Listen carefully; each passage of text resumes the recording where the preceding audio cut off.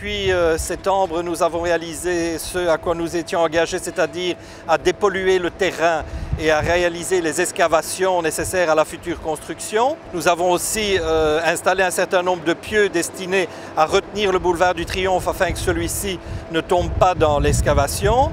On peut aussi remarquer quelques autres pieux qui ont dû être installés afin de construire la route logistique qui desservira le futur hôpital et qui sert déjà bien sûr de route pour l'approvisionnement du chantier.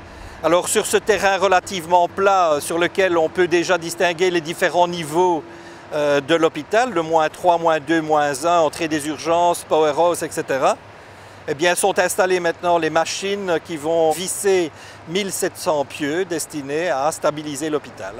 Dans quelques semaines, les pieux seront terminés et nous coulerons la première chape. Et donc nous procéderons aussi le 25 mars à la pose de la première pierre, un événement symbolique qui rassemblera les autorités politiques qui nous ont aidés dans cet important chantier, que ce soit des hommes politiques locaux, régionaux ou fédéraux.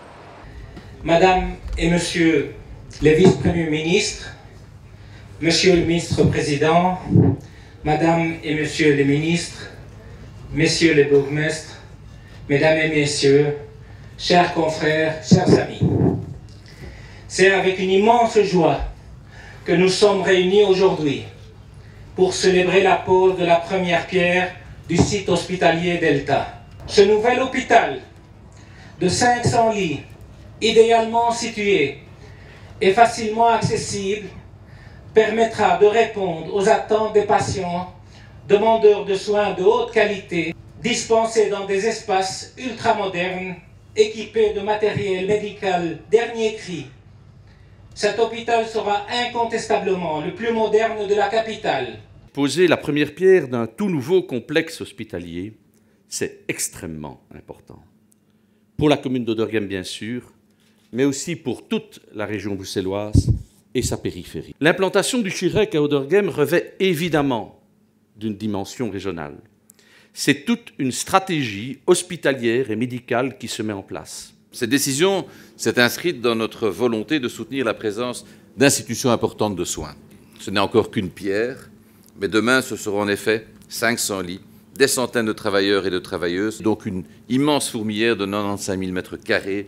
L'objectif de ces moyens considérables est fondamental, à savoir évidemment garantir une réelle qualité d'accueil et des soins de pointe pour les patients et un environnement de travail performant et agréable pour le personnel. Je suis heureuse de pouvoir constater aujourd'hui, ici, que vous avez mis à profit ces moyens pour un projet remarquable. C'eût donc été une erreur de ne pas encourager l'implantation d'un tel projet, bien sûr dans ma commune, parce que nous en avions la possibilité, mais en région bruxelloise. Bruxelles est aujourd'hui un pôle médical de première importance, si pas de la première importance. Cette qualité est plus que probablement un des facteurs qui explique l'attraction des hôpitaux bruxellois pour les autres régions.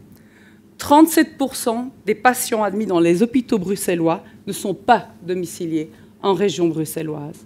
En outre, le rayonnement des hôpitaux bruxellois s'étend jusqu'à l'étranger et contribue très certainement à la renommée internationale de Bruxelles. Je me réjouis déjà que nous ayons encore l'occasion de supporter tous vos développements vers l'extérieur, mais aussi des développements à Bruxelles et tournés également vers l'extérieur, parce que j'ai cru comprendre que l'installation, monsieur le bourgmestre, ici, était aussi destinée à aller chercher quelques patients, par exemple, aussi loin que le Brabant wallon. Nous sommes ravis du fait que le tout avance à une rapidité comme on l'a presque jamais vu dans ce type de dossier. Et je souhaite à tous ceux qui devront travailler sur le chantier ici maintenant les 2-3 ans à venir et nous préparer le tout, bon vent. À vous tous, acteurs et collaborateurs, nous vous disons merci. Merci pour tout ce que vous avez déjà fait jusqu'à présent. Merci pour ce que vous continuerez à faire avec nous pour ce projet enthousiasmant. Cet hôpital est la concrétisation d'un rêve, celui du Chirec, celui de pouvoir mettre à disposition de tous les patients, et j'insiste bien là-dessus, de tous, les meilleurs médecins, les derniers traitements, les installations les plus modernes. Ce rêve, le Chirec le concrétise tous les jours depuis plus que 15 ans, grâce à sa ténacité, à sa gestion rigoureuse, mais aussi grâce à votre soutien. Je tiens aujourd'hui à vous en remercier solennellement.